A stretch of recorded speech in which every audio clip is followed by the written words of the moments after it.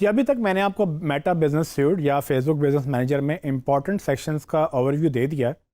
अभी भी कुछ चीज़ें बाकी हैं जिसका मैं आपको ओवरव्यू इस वीडियो में दूंगा। तो आइए चलते हैं स्क्रीन की तरफ। जी स्टूडेंट, इस वीडियो में मैं आपको ये बताऊंगा कि इसमें जो बाकी सेक्शन हैं वो क्या है। तो इंपॉर्टेंट सेक्शंस देखते हैं। इसमें सबसे पहले ब्रांड सेफ्टी है। ब्रांड सेफ्टी के अंदर अगर आप जाएँ तो आप डोमेन्स को अपनी ऑनरशिप में लेके आ सकते हैं, यानी कि आप फेसबुक को बता सकते हैं कि कौन सी डोमेन्स आपकी मिल्कियत में है, ताकि उस पर कोई और ऐड रन ना करे। तो उस पर डोमेन ऐड करने के लिए आप ऐड पे क्लिक करेंगे, यहाँ पर अपने डोमेन का नाम लिखेंगे। तो लेट्स से मैं डिजी स्किल्स की डोमेन डालता हूँ और इसको मैं बताऊँगा कि ये मेरी डोमेन है। इसको ऐड किया तो उसने देखें वो डोमेन्स ऐड कर ली, लेकिन उसने कहा कि अभी वेरीफाइड नहीं है, क्योंकि वेरीफाई करने के लिए इसकी ऑनरशिप का सबूत देना पड़ेगा। ऑनरशिप वेरीफाई करने के 3 तरीके हैं। एक तो ये कि मेटा टैग, ये उसने पहले ऑप्शन दी है। इसको क्लिक करें तो आप देखें 3 ऑप्शन आ रही है मेरे पास। पहली ऑप्शन ये है मेटा टैग ऐड करें। ये जो मेटा टैग है ये कॉपी करके आपको अपने पेज के हेड सेक्शन में डालना होगा, डोमेन्स के हर जगह पे। तो ये अगर आपको नहीं पता तो आप अपने डेवलपर से ये काम करवा सकते हैं। ये आप टैग वहाँ कॉपी करेंगे तो फेसबुक से जब वेरीफाई करेंगे तो फेसबुक देखेगा टैग मौजूद है, तो फिर आपको साबित हो जाएगा कि आपके पास डोमेन की एक्सेस है और आप डोमेन के मालिक हैं, तब आपकी ये वेरीफाई होगी। उसके बाद अगर आप चाहते हैं कि आप HTML फाइल अपलोड करें तो आपके पास अगर होस्टिंग की एक्सेस है तो ये फ़ाइल डाउनलोड, यहाँ क्लिक करने से फ़ाइल डाउनलोड हो जाएगी। आप उसके बाद उसको अपलोड करेंगे और इस URL पे वो फ़ाइल मिलनी चाहिए।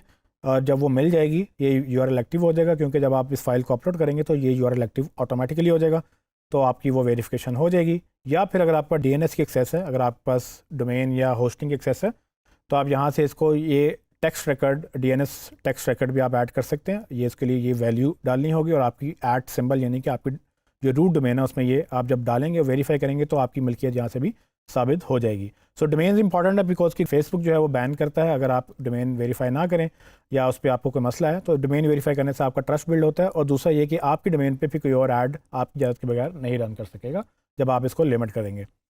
आगे चलें तो ब्लॉक लिस्ट है। ब्लॉक लिस्ट के अंदर अगर आप चाहते हैं आपके ऐड सर्टन न्यूज़ वेबसाइट्स पे, सर्टन पब्लिशर्स पे नज़र ना आए, सर्टन ऐप्स नज़र ना आए, तो आप यहाँ से इसको मैनेज पे क्लिक करके पूरा एक सिक्योरिटी का, डेटा सेफ्टी का हब है, आपको वहाँ ले जाएगा और वहाँ से जाके आप इसको अपनी ब्लॉक लिस्ट मेंशन कर देंगे कि फ़लानी ऐप पे या फ़लानी वेबसाइट पे मेरा या फ़लानी पेज पे मेरा ऐड नज़र ना आए।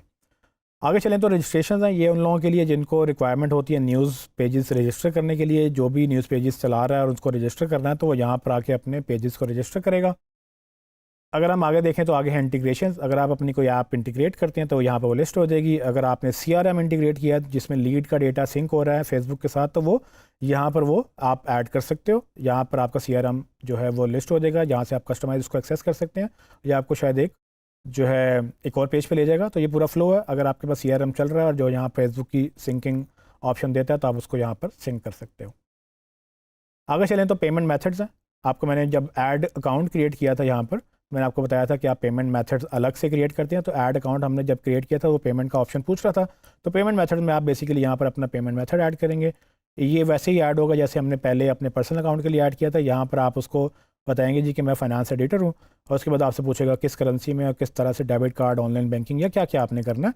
तो जो भी ऑप्शंस होंगी, अक्सर इंटरनेशनल अगर आप पेमेंट मेथड ऐड कर रहे हैं तो यहाँ पर पेपैल वगैरह की भी ऑप्शन नज़र आती है। तो जो आपने ऐड करना आप पेमेंट मेथड्स ऐड कर सकते हैं। तो याद रखिएगा यहाँ फ़ायदा असल में ये है कि यहाँ मल्टीपल पेमेंट मेथड्स आप ऐड कर सकते हैं कि अगर लेसे एक कार्ड फेल होता है तो पेपैल चल जाए, पेपैल फेल होता है दूसरा कार्ड चल जाए।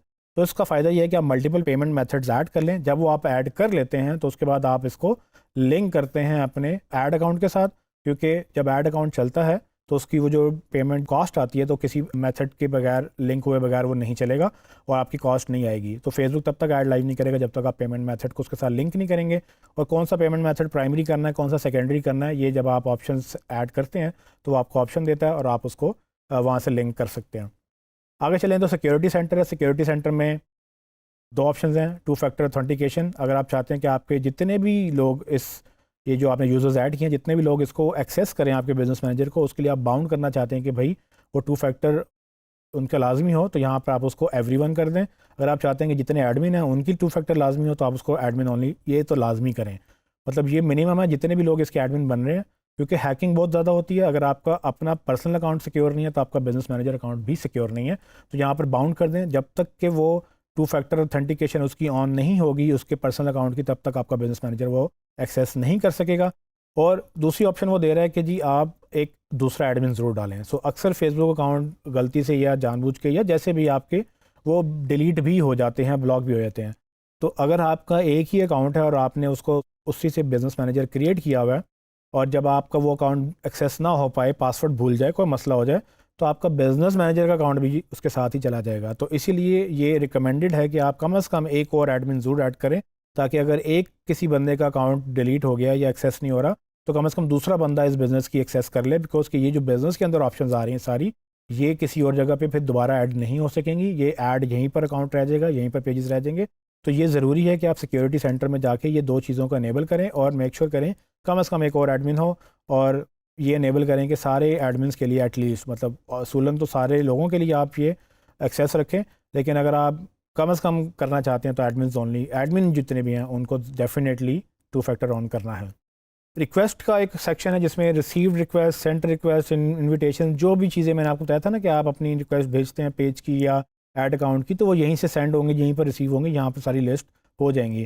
तो जब भी आपको रिक्वेस्ट है तो यहाँ पर आपके पास नज़र आएगा कि आपको किसने रिक्वेस्ट किया है या किसने रिक्वेस्ट, आपने किसको रिक्वेस्ट भेजी है। नीचे जाएँ तो नोटिफिकेशन का सेक्शन है, आपको किस चीज़ की नोटिफिकेशन चाहिए, किस चीज़ की नोटिफिकेशन नहीं चाहिए, तो आप यहाँ से वो सारी चीज़ें ऑन या ऑफ़ कर सकते हैं। जहाँ पर चेंजेस हो रही हैं, जहाँ पर नहीं चेंजेस हो रही, तो आप अपनी मर्ज़ी के मुताबिक नोटिफिकेशन ऑन कर लें। फाइनली ये हमारे पास बिज़नेस इन्फो के ऑप्शन, ये मैंने आपको जब बिज़नेस मैनेजर अकाउंट क्रिएट किया था तभी मैंने बता दिया था। इसमें आपको अपने लीगल बिज़नेस की नेम ऑप्शंस वगैरह ऐड करनी होती हैं, ताकि फेसबुक अगर आपको वैलिडेट करने की कोशिश करे तो आपके पास ये ऑलरेडी डेटा उसके पास मौजूद हो, वरना तो फिर वो उसको ट्रस्ट बिल्ड नहीं होता, और ये हमने आपको पहले ही बताया हुआ। जी स्टूडेंट्स, तो आपने देखा कि किस तरह से बिज़नेस सूट हमने कवर कर लिया सारा।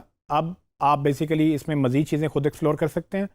आगे चल के हम आपको बाकी की चीज़ें बताएंगे कि किस तरह से आप यूज़र्स को एक्सेस दे सकते हैं डिफरेंट एसेट्स की।